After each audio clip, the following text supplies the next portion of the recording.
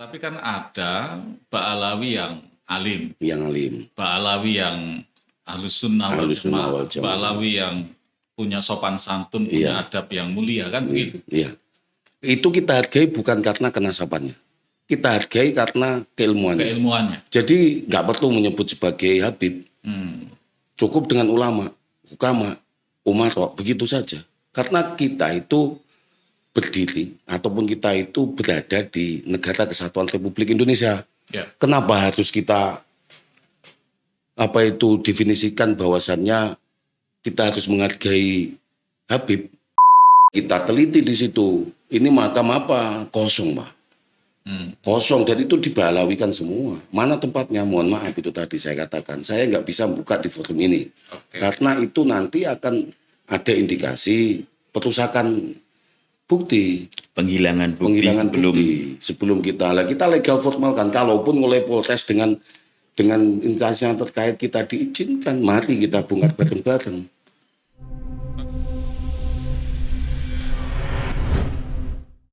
Bismillahirrahmanirrahim. Kita minum dulu kopinya.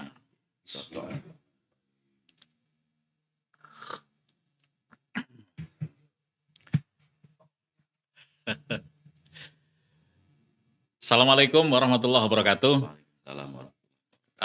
Spesial hari ini. Beberapa waktu lalu, Jumat lalu ya tepatnya, tanggal 13 Desember 2024, Tulungagung yang sudah ayem, tentrem, sudah tenang begitu, apalagi pasca kontestasi pemilu kada, tiba-tiba pecah. Tiba-tiba agak ada yang gusar begitu dengan aksi yang dilakukan AMT, Aliansi Masyarakat Tulungagung. Apa sih sebenarnya AMT itu? Kemudian apa sih maksud tujuannya begitu yang belakangan ramai dibicarakan masyarakat melalui media online atau di forum-forum diskusi. Saya akan ajak Anda ketemu dengan Gus Hanin Diyauddin bin Nurul Hadi Ridwan. Assalamualaikum Gus. Assalamualaikum warahmatullahi wabarakatuh. Jenengan adalah Ketua Aliansi Masyarakat Tulungagung. Benar, saya adalah Korlap. Korlap. Itu koordinator lapangan dan juga ketua. Ketua merangkap Korlap Aliansi Masyarakat Tulungagung. Korlap aksi kemarin ya? Korlap aksi tanggal 13 Desember 2024. Oke. Selain itu juga ada Mas Adi Pranata, beliau pengurus PWI, Perjuangan Wali Songo Indonesia LS, Laskar Fisabilillah. Assalamualaikum. Waalaikumsalam, sehat Mas? Alhamdulillah sehat. Oke, sering muncul wajahnya di Wajahnya udah disorot terus ini, Mas. disorot terus ya. Tapi agak beda dengan di depan kamera ya. Lebih santai yang Lebih di sini. santai yang di sini. Di depan kamera itu berarti drama saja berarti. Tensinya naik terus ini. Lebih santai. Iya. Saya ke Gus Hanin dulu ya. Ya, Gus Hanin Tulungagung yang begitu ayam tentrem mulyo. Dinoto, Iya. Dinoto Taharjo. Ini tiba-tiba rame aksi sampean di pusat kota, di jantung kekuasaan, dan diikuti oleh ratusan masyarakat. Ada apa ini dengan AMT, Aliansi Masyarakat Tulungagung ini? Sebenarnya kegiatan kita itu tetap, Mas, kita menguatkan wawasan Nusantara, wawasan kebangsaan, dan penguatan nasionalisme, cinta tanah air, hubul waton minal iman, dan kita juga mengedepankan tasamuh, perdamaian yang dinaungi oleh NKRI. Ya, Kita mempunyai pedoman NKRI harga mati. Jadi yang kita kedepankan itu sebenarnya tetap dakwah para wali songo yang berkhutbah kepada junjungan kita Nabi Agung Muhammad SAW, Sallallahu alaihi. rahmatan lil alamin. Kaitan acara yang terjadi sebenarnya itu kan tidak sempat terekspos.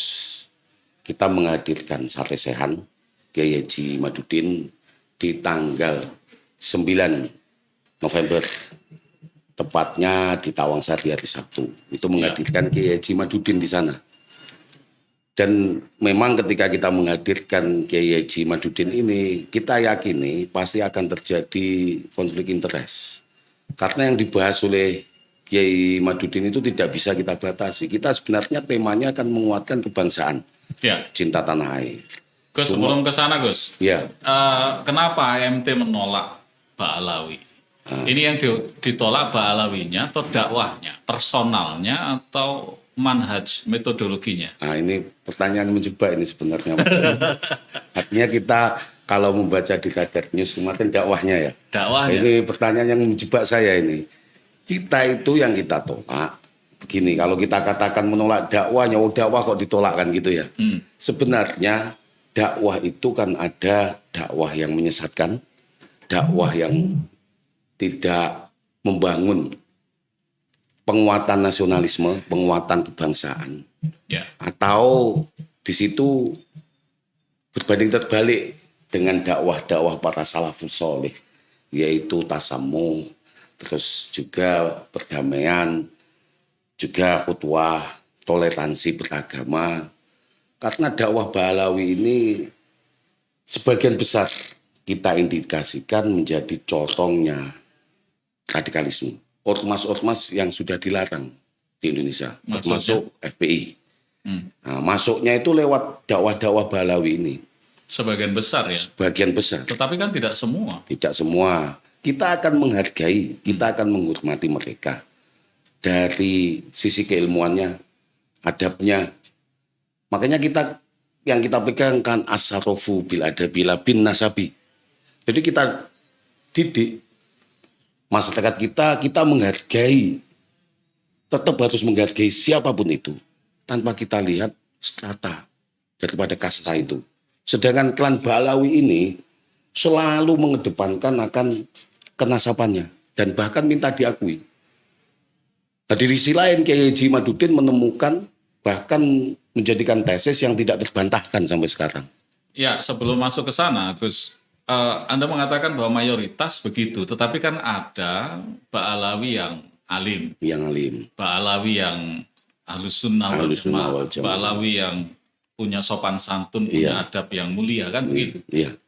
Itu kita hargai bukan karena kenasapannya. Kita hargai karena keilmuannya. Keilmuannya. Jadi nggak perlu menyebut sebagai Habib. Cukup dengan ulama, hukama, umarok, begitu saja. Karena kita itu berdiri ataupun kita itu berada di negara kesatuan Republik Indonesia. Ya. Kenapa harus kita definisikan bahwasannya kita harus menghargai Habib sebagai duriat Kanjeng Nabi. Dan itu saya rasa ada misi tertentu itu. Kenapa kita diarahkan untuk menghargai Habib, menghormati Habibnya? Bagaimana kalau Habib itu tidak benar? Karena masyarakat kita sudah kedoktrin itu keturunan Kanjeng Nabi. Walaupun benar harus kamu hargai, walaupun salah harus kamu hargai. Lah itu yang menjadi menciptakan konflik di kalangan bawah.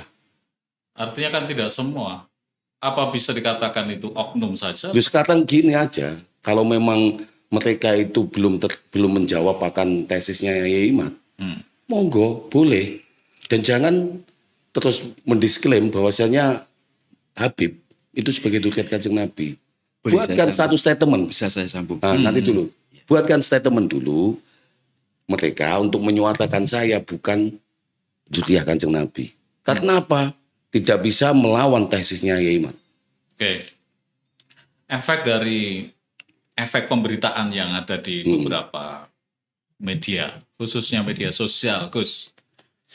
Seolah-olah aksi AMT ini menolak hadirnya Habib Syekh yang dilakukan di Pondok Pesantren setelah itu Senin kemarin.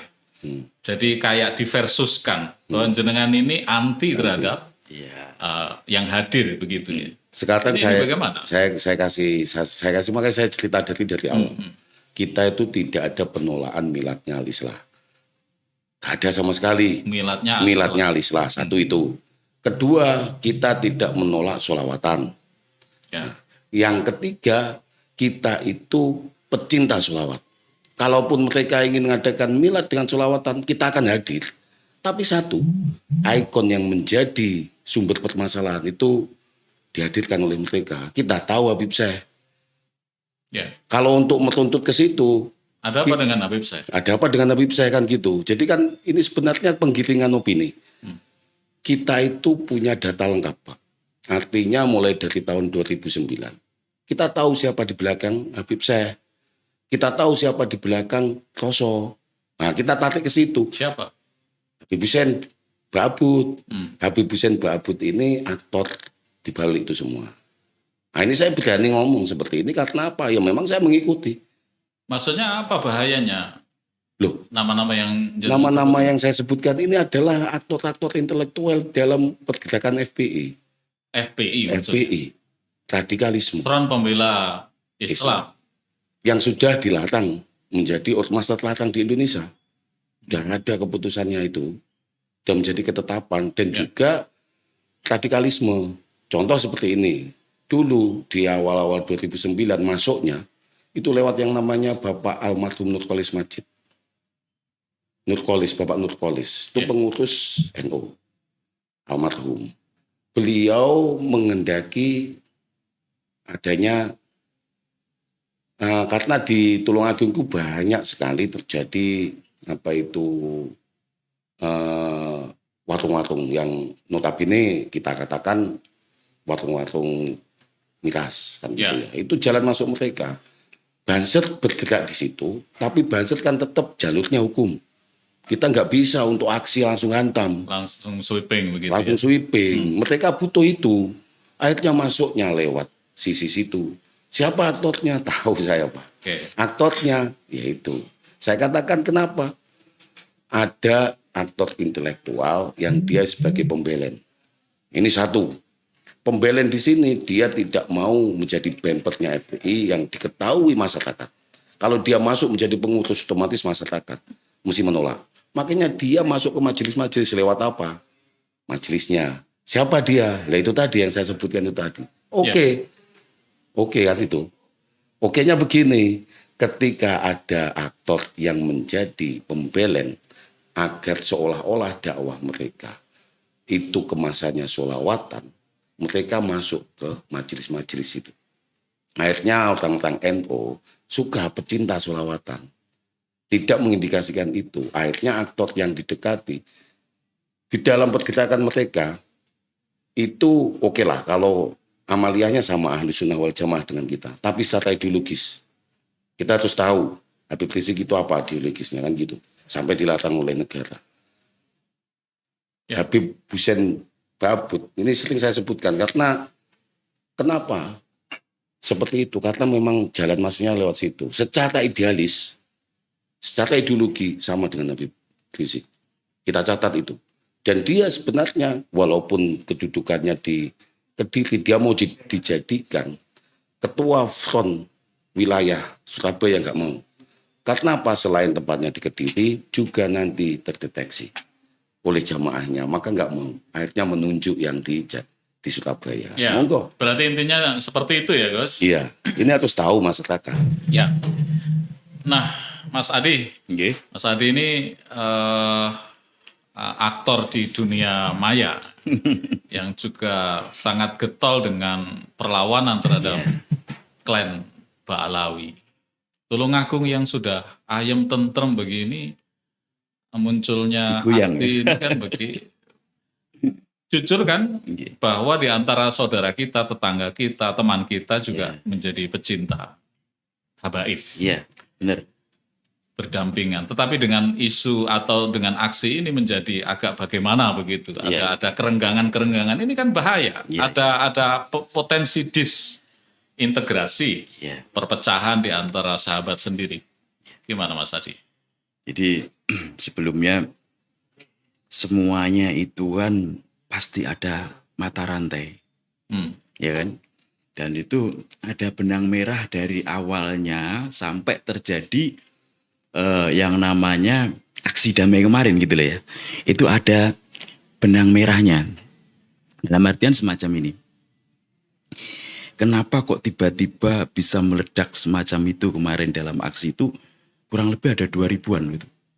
Kemarin aksi yang datang itu. Ada 2000? Ada 2000-an, kurang lebihnya ada. Bukan 2000. Ratusan? Bukan. Bahkan saya ada kok dokumentasinya ada. Saya live di situ. banyak. Jadi kenapa ini muncul itu sebenarnya panggilan jiwa sesuai waktu saya masuk ke anggotaan PWI Laskar Sabilillah. Ini saya katakan terus terang. Kalau setelah saya masuk di PWI kemudian nggak ada pergerakan secara pergerakan nyata untuk melawan mereka, untuk mempertahankan ajaran-ajaran Nusantara, maka saya akan mundur. Saya nyatakan memang semacam itu ketika saya mau masuk. Jadi kalaupun kemarin sampai terjadi aksi yang besar-besaran, itu tidak munculnya tiba-tiba, itu tidak. Saya menjadi muhibin mereka, muhibin ya bahasanya pecinta Habib itu kan muhibin. Jadi saya juga mantan muhibin, saya juga ngawal mereka dulu. Saya anggota Banser, kebetulan saya di Jambi sana ya, di Sumatera. Jadi saya juga pernah kelas juga pernah sama Habib, pernah juga ngawal juga pernah. Ya, setelah saya ini benang merahnya ya, saya runtutkan benang merahnya dulu. Setelah kami itu mengikuti mereka, beliau-beliau itu kok ternyata loh, orang-orang justru kiai-kiai NU yang menyuruh kami untuk takdim kepada habaib, untuk hormat terhadap habaib. Kok justru setelah munculnya Muktamar NU dan yang dipilih Mbak Yai Said Agil Sirot waktu itu ketum PBNU, justru kok Mbak Yai Agil Sirot kok diserang, dibilang liberal. Kemudian cetusan wawasan Islam Nusantara waktu itu ya, kami ralat Islam Nusantara, justru digoreng. Ini Islam Nusantara nanti akan muncul Islam Amerika dan lain sebagainya semacam itu. Padahal Islam Nusantara itu ingin mengembalikan kita dari ajaran-ajaran para salafus soleh, ulama-ulama terdahulu gitu kan. Jadi di dalam Islam ini harus benar-benar rahmatan lil alamin, bukan untuk satu golongan itu lah semacam yang dikatakan Gus Hanin tadi. Jadi munculnya Islam, hadirnya Islam itu justru harus bisa menaungi semua lapisan. Alamin ini kan alam semuanya, semesta. Jadi ya gak cuma golongan mereka saja, ataupun gak cuma umat Islam saja, kan, tapi juga sebagai Islam mayoritas di Indonesia, agama mayoritas itu harus menaungi semuanya gitu. Mas Adi, terus tadi pertanyaan saya adalah ini kan berpotensi memecah persahabatan, ukhuwah, begitu. Jadi kalau itu harus terjadi emang awal-awal namanya perjuangan pasti semacam itu, pasti akan. Tapi kita kan harus berani mengambil tindakan semacam itu, kemudian nanti dibarengi dengan edukasi ke masyarakat. Dari PWI sendiri akan mengadakan edukasi ke masyarakat, menyampaikan bahwa ini ajaran ini tidak benar loh, ajaran ini tidak benar loh gitu loh. Ini hanya kedoknya saja, Islam itu hanya kedok, sebagai kedok saja, akan tetapi bisa jadi nanti mungkin ada sesuatu yang diselip-selipkan dalam dakwah mereka gitu loh. Ya artinya bahwa di hadapan panjenengan ini ada potensi perpecahan umat itu, jenengan semua ini sadar. Tidak Pak. Ini tadi kan kalau Mas Aldi itu dari sisi IT Mas ya. Jadi saya tekankan lagi, kita tidak ingin berhadapan. Karena PWI, saya juga pengurus, saya ketua. Kebetulan saya juga Kotab Aliansi Masyarakat Tulungagung. Kita tidak menginginkan adanya perpecahan di antara masyarakat. Enggak sama sekali. Tidak harus ada konflik Pak. Tidak harus ada benturan fisik. Kita itu menghadang, bukan menghantam. Saya sebutkan dari pertama, kita menghadang, bukan menghantam, dengan jalur-jalur hukum yang kita penuhi. Harus kita penuhi. Bahkan kita nyatakan kemarin pun, walaupun mereka melanggar akan kesepakatan kita berdua, dari pihak panitia dan pihak AMT. Kesepakatan apa itu? Kesepakatan pembatalan acara itu udah terjadi, dimediasi oleh Polres tanggal 11. Pembatalan acara atau pembatalan menghadirkan Habib? Pembatalan acara. Acaranya? Bukan membatalkan Habib, pembatalan acara. Tapi faktanya dilanggar oleh mereka. Dan itu mereka ini panitia. Mereka menantang konflik interest. Bisa terjadi konflik di masyarakat bawah kita, yang itu terjadi pasti anak bangsa. Kita nggak mengendaki itu sama sekali. Bahkan mereka mendatangkan sakit. Kita nggak ingin menghadapkan masyarakat kita. Jadi Mas Adi bilang kita harus terjadi, tidak. Gini, maksud saya gini ya. Konflik tidak kita buat di situ. Untuk konflik secara fisik mungkin enggak, akan tetapi benturan di masyarakat, istilahnya kayak perang sosial media dan lain sebagainya, pasti akan terjadi. Jadi itu harus apa ya, istilahnya ya getol-getolnya kita dari PBI ini yang sifatnya saya takutnya gini, merangkul. saya takutnya gini, nanti statementnya Mas Saldi ini digoreng. Saya mengendaki adanya konflik di interest bawah. Tidak sama sekali, bukti real. Bahkan saya nyatakan di sini, ketika kita secara langsung menyakiti masyarakat Tulungagung dengan hadir di sini, apa wilayah dia sebagai pengaman, kan harus kepolisian. Kita cukup kok ketika kita menyampaikan tekanan ke pihak Polres dan kita memberikan surat peringatan. Di hari sebelum diadakan acara itu kita memberikan peringatan ke pihak Polres untuk mengingatkan panitia bahwasanya sudah terjadi kesepakatan dilanggar dengan menghadirkan Syakira. Kita tidak akan bisa dan tidak akan mungkin karena kita anak bangsa. Jangan sampai data tertumpah. Makanya kemarin di warung kopi Gus Beling itu terkumpul hampir 400 itu dari segala elemen, Mas. Ya. Dari Nganjuk, dari Jombang, Mojokerto. Saya katakan anak saya di situ. Kalau sampean tetap masuk ke situ, sampean sama halnya dengan berhadapan dengan anak saya yang kecil. Istri saya di situ menghadiri karena saya sebagai wali murid. Oh, murid. Wali murid di Al-Islah. Jadi nggak ada itu. Jadi gotengan seperti kita membenturkan anak bangsa enggak. Jadi kalau ada pihak yang berusaha memversuskan antara aliansi masyarakat Tulungagung dengan panitia, apalagi pondok pesantren itu nggak ada. Tidak ada. Saya takutkan gini, gitu ya, itu AMT itu akhirnya nanti tergoteng kita melawan para kiai, kita melawan para pondok, dan kita tahu yang dihadirkan mereka itu pondok-pondok, Pak.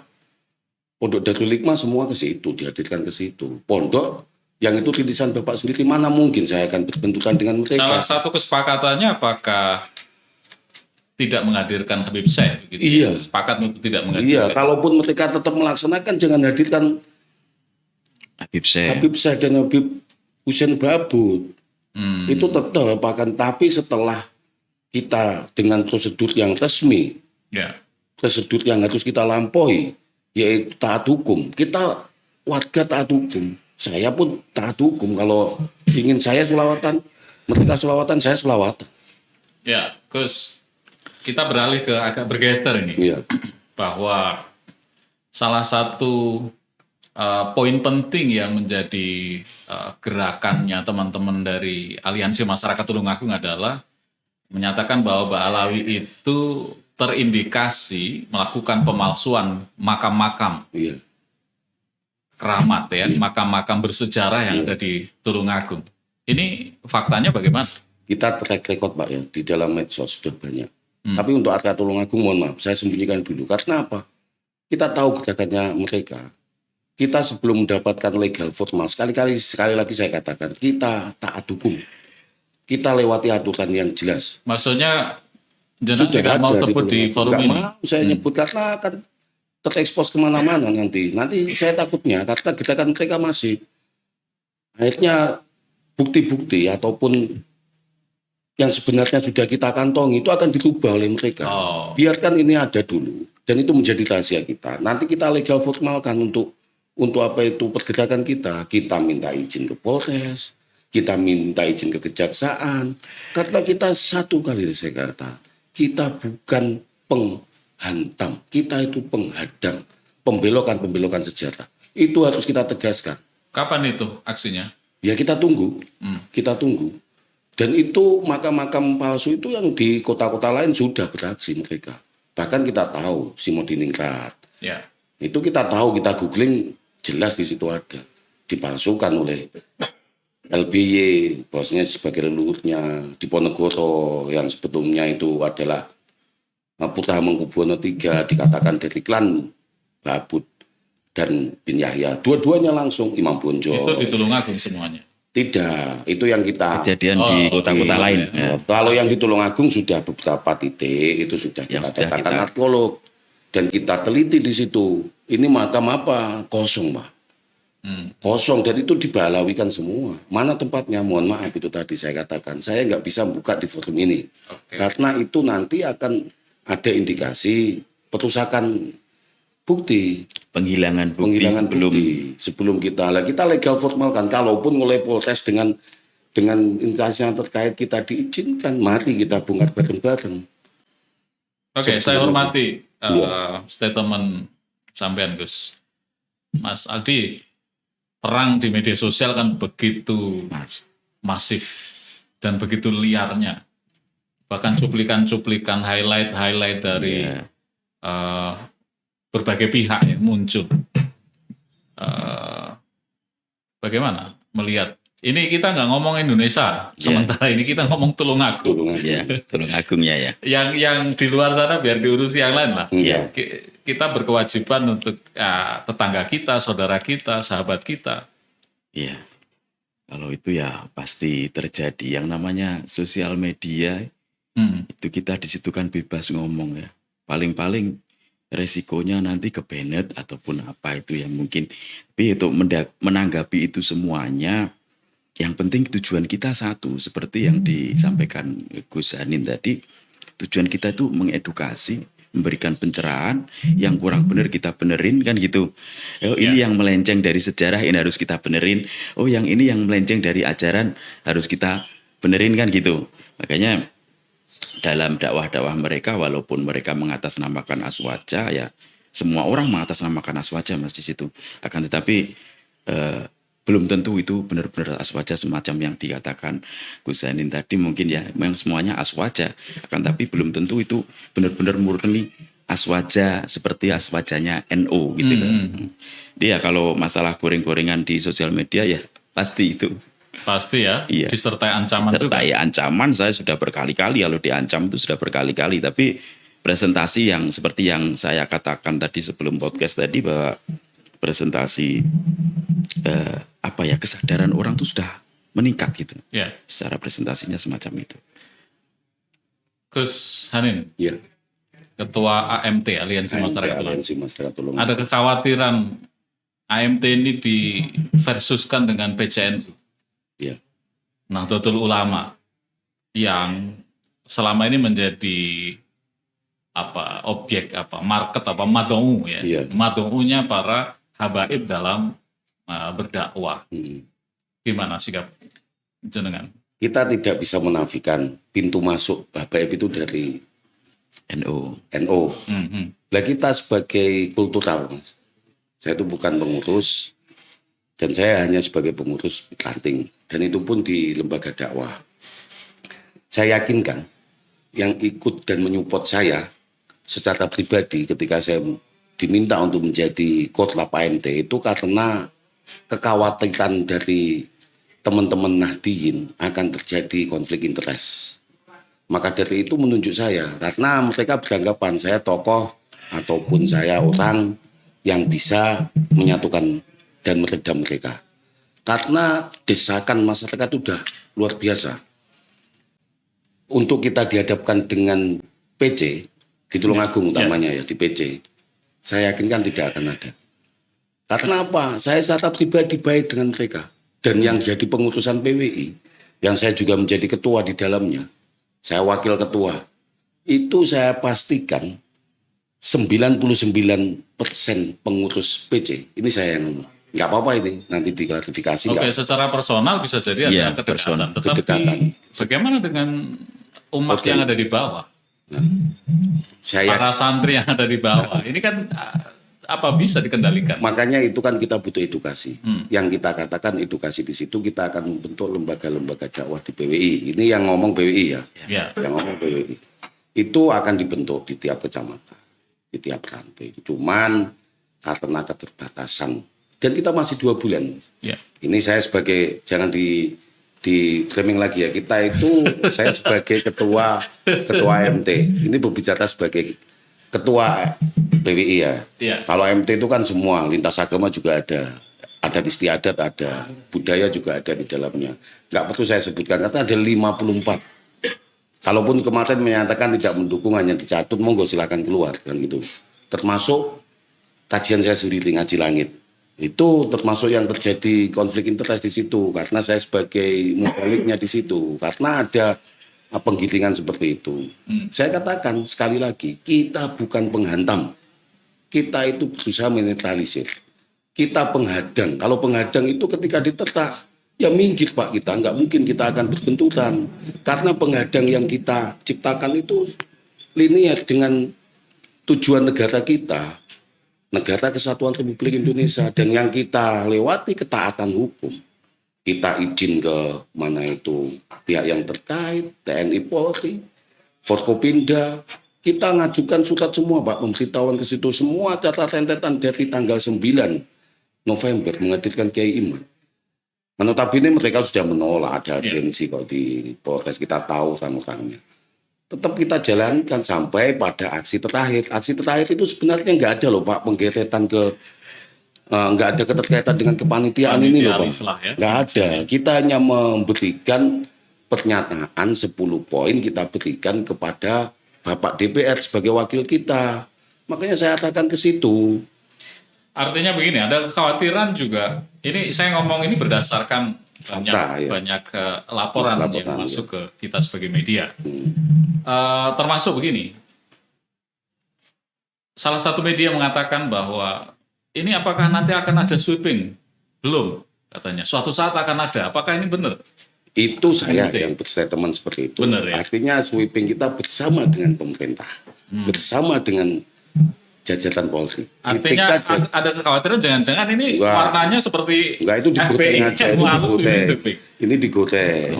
Kita kan di statement saya yang pertama, kita menekan Forkopimda. Ya. Menekan, menyampaikan kepada DPR. Itu saya tahu yang menggoreng. Dan itu terjadi ketika konferensi pers setelah aksi. Saya turun, saya digiring ke situ. Apakah akan ada sweeping? Tidak. Kan gitu, kita hanya menekan pihak pemerintah, juga instansi yang terkait termasuk Kejaksaan, Forkopimda, TNI Polri untuk memprioritaskan tuntutan kita. Mereka memancing kita, bagaimana kalau kita tekan? Kalaupun tidak, apakah terjadi sweeping bersama dengan TNI Polri.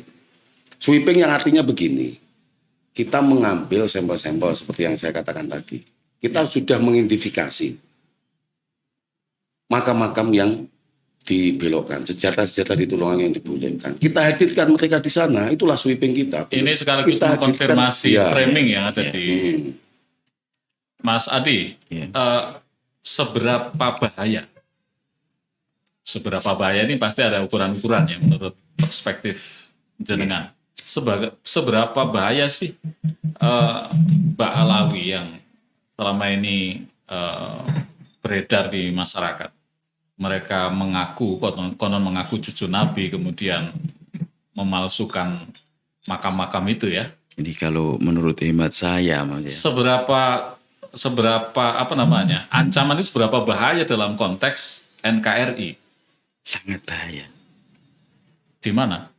Jadi mereka, menurut saya mereka itu saling melengkapi. Punya perannya masing-masing akan tapi satu tujuan. Punya peran masing-masing akan tetapi satu tujuan. Terbukti ketika ada yang menyuarakan khilafah Islamiyah, Indonesia bersyariah, itu tidak ada yang menegur mereka. Nah, dari orang-orang mereka sendiri maksudnya. Tidak ada peneguran sifatnya baik itu secara pribadi yang kemudian di klarifikasi dan lain sebagainya, nggak ada gitu loh. Jadi kalau dikatakan seberapa bahaya, sangat bahaya. Kalau kita biarkan gitu kan, dalam artian kalau kita biarkan sangat bahaya. Mengancam eksistensi dari NKRI begitu maksudnya? Kedaulatan Indonesia, bahkan menurut saya, karena ya itu tadi ketika sudah ada wacana Indonesia bersyariat itu kan berarti ingin mengubah ideologi itu. Kalau begitu kan, berarti ingin dijadikan kayak semacam negara Islam, semacam itulah. Khilafah. Ya. Ya. Berarti bahaya sekali begitu ya. Terus ini terakhir, Gus, Mas Adi. Tapi mudah-mudahan bukan next kita akan ketemu lagi. Insya Allah. Apa yang akan dilakukan oleh teman-teman dari AMT, PWI setelah momentum kemarin hari Jumat itu? Ya, kita tetap akan solid ketika meluruskan sejarah yang mulai dibelokkan. Ini sangat riskan karena begini, seperti yang dikatakan Mas Aldi itu tadi. Sebenarnya kan bahasa-bahasa radikalisme itu kan berimbasnya kita kan akan dihindari oleh mereka karena mereka masuknya ke NU, nanti di kita NU yang mendengungkan itu kan, begitu kan ya. Kita bukan hanya sekedar membahas mengenai akan ormas yang terlarang. Ormas yang terlarang itu kan akan muncul kembali, umpamanya seperti itu, melalui pintu itu, dan pintu itu yang membuatkan masuk kita orang-orang kultural NU, bukan PC loh, kultural NU, yang suka dengan sholawatan, itu pencinta kita, nggak ada orang-orang yang di luar kita, nggak ada yang seperti itu NU. Nah, makanya dari itu ketika kita itu mau jujur, mereka itu begini Mas. Artinya ketika gerakan-gerakan yang mereka masifkan di warga-warga Nahdliyin, itu ada aktor-aktor tersendiri. Ada yang mendekati majelis, masuk ke majelis. Jadi saya katakan itulah pembelén. Pembelén itu sangat bahaya ketika masuk ke majelis-majelis. Ada figur sentral yang sebenarnya itu menjadi pion yang menyuarakan gerakan mereka. Saya katakan Habib Syekh satu mengatakan NU itu by design. Jadi ketika itu duduk pada tanggal 5 November, saya sudah menggali itu 10 November 2013 itu ada pertemuan di Jalan Pahlawan Surabaya. Itu Habib Rizik berdampingan dengan Habib Syekh dan Habib Hussein. Nah di situ ketika itu Habib Syekh hanya sekali itu, tapi itu kan memang sudah untuk menggiring publik ke situ. Bahwasanya Habib Rizik itu gurunya NU. Nah itu yang menjadi target kita memahamkan kembali bahwasannya masyarakat kita itu suka dan dakwahnya itu dakwah yang rahmatan lil alamin. Sedangkan kita tahulah track recordnya bagaimana Habib Rizik itu mengatakan Presiden Dajjal. Itu ada kita sebutkan di medsos bisa itu. Dan itu yang akan kita didik masyarakat kita seperti itu. Mas Adi, next apa yang mau dilakukan terus ini? Kalau untuk kita selalu konsisten untuk mengedukasi masyarakat, baik secara di dunia nyatanya, dalam artian kita langsung mungkin adakan majelis-majelis gitu kan, atau mungkin kita masuk ke majelis-majelis yang sekarang sudah ada, itu yang untuk di dunia nyata dalam artian yang langsung real kita lakukan. Kalau untuk di sosmed ya kita tetap perang opini itu pasti, kita harus perang narasi juga harus, perang argumentasi juga harus, karena ketika suatu kebohongan itu nanti terus disuarakan dan itu tidak ada yang mengkanter, tidak ada yang meluruskan, maka suatu saat akan dianggap itu suatu kebenaran gitu loh. Ketika kita tidak mau meluruskan, semacam Habib Rizik gurunya NU, Habib Rizik idolanya NU. Itu kalau nanti kita biarkan, mungkin di anak cucu kita menganggap, oh Habib Rizik itu gurunya NU semacam itu. Sedangkan kita tahu lahirnya NU tahun berapa, lahirnya Habib Rizik tahun berapa kan gitu. Nambahin dikit boleh ini? Boleh. Jadi gini. Banyak juga nggak apa-apa. Historis yang kita lihat ya. Artinya kita belajar dalam sejarah. Menguasai suatu negara. Kuasai dulu sejarahnya. Kan begitu Mas ya. Jadi artinya ketika sejarah itu 10 tahun ke depan sudah terbelokkan bagaimana anak cucu kita. Seolah-olah kebanggaan anak cucu kepada ulama-ulama kita, pejuang-pejuang kita yang semuanya didisklaim sebagai dari Yaman. Mana mungkin akan kita tumbuhkan rasa nasionalisme. Sedangkan dakwah mereka, mohon maaf dengan tanda kutip, saya katakan sekali lagi biar kami digoreng. Kita bukan menghantam, kita menghadang. Agar dakwah yang seperti itu mendisklaim bahwasannya pahlawan-pahlawan tokoh-tokoh nasional yang sudah diakui di masyarakat kita, pergerakannya itu diakui oleh mereka, dibuatkan riwayat-riwayat palsu, sejarah-sejarah palsu disebarkan ke masyarakat Islam di Indonesia. Tujuannya apa? Kalau kita cerdas, tahulah kita tujuannya menguasai sejarah. Setelah itu mohon maaf, kalian tafsirkan sendirilah. Kalau sudah dikuasai sejarahnya, apa yang terjadi di negara kita? Kecintaan kepada tanah air pupus Mas, nasionalisme pupus, Habis itu kan ketika tokoh-tokoh itu sudah diklaim oleh kalangan mereka, satu, tolabul jah, mencari pengaruh. Ketika sudah memberikan pengaruh kepada masyarakat, siapa yang berperan di situ? Mohon maaf ini, siapa yang berperan? Bahaya sekali itu, Mas. Makanya pejuang-pejuang Wali Songo itu akan tumbuh, Mas. Enggak, itu memang panggilan jiwa. Kalau seandainya senjata sudah dikuasai, atot-atotnya sudah ada, diarahkan ke Yaman, mana mungkin akan muncul nasionalisme. Padahal kita tahu jargon-jargonnya Kiai Haji Hasyim Asy'ari itu kan untuk memporak-porandakan Belanda ketika Malabi mau kembali 10 November apa? Hubul waton minal iman. Dan ketika founder kita, Bung Karno, Bung Hatta, Panglima Sudirman, ketika tahun 45 setelah merdeka merebut, TNI masih porak-poranda menghadapi Belanda. Tahu-tahu pasukan sekutu mau datang ke Surabaya. Tanggal 10 November. Berapa bulan? Masih 2 bulan. Founder kita nggak mampu melawan itu. Akhirnya siapa yang bisa digerakkan oleh founder-founder kita? Karena cerdik.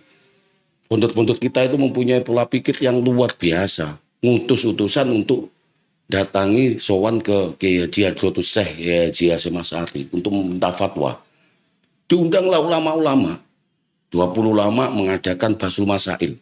Bagaimana hukumnya jihad untuk membela negara. Akhirnya muncul Hubul waton minal iman, resolusi jihad. Itu menggerakkan, dan siapa pasukan panglimanya? Kiai Abbas Buntet. Akhirnya Malabi tewas di hari pertama. Itu yang kita pahami. Jangan terus di disclaimer sebagai orang Yaman itu. Luar biasa. Gus, kopinya masih Iya, ada. ini ya. Terima kasih. Nyantai, hadirnya. monggo, alhamdulillah. Ini mudah-mudahan bisa mencerahkan para netizen. Ya, Terus amin, untuk amin, sweeping tadi saya tambahkan, itu memang kemarin ada sebagian dari rekan-rekan kita yang sudah greget karena melihat suatu video yang istilahnya merupakan tantangan gitu kan. Tapi alhamdulillah dari sesepuh-sesepuh PWI itu luar biasa bijaksana. Saya harus angkat topi emang untuk beliau-beliau bisa meredam massa segitu banyaknya. 500 sepeda motor itu coba kalau boncengan semuanya ada berapa itu? 1.000 loh Mas. Iya. Iya kan? Akan tapi kita jangan. Itu karena itu sebenarnya saudara kita sendiri yang saat ini belum tersadarkan, gitu aja lah tujuannya. Jadi kalau untuk sweeping yang ini, insya Allah kita nggak akan semacam itu. Kita bukan PWI, bukan FPI, yang jelas kayak gitu kan gitu. Nggak ada sweeping yang semacam itu, nggak ada. Kita adakan kerjasama dengan pemerintah terus. Panggang kita. Ya, ada konsultasi dengan pemerintah itu pasti ada, kita jalin kerjasama dengan pemerintahan. Terima kasih rawnya Gus Tadin. Alhamdulillah. Sama-sama. Terima kasih. Assalamualaikum. Waalaikumsalam warahmatullahi wabarakatuh. Kita hadirkan kopinya. Ya, siap.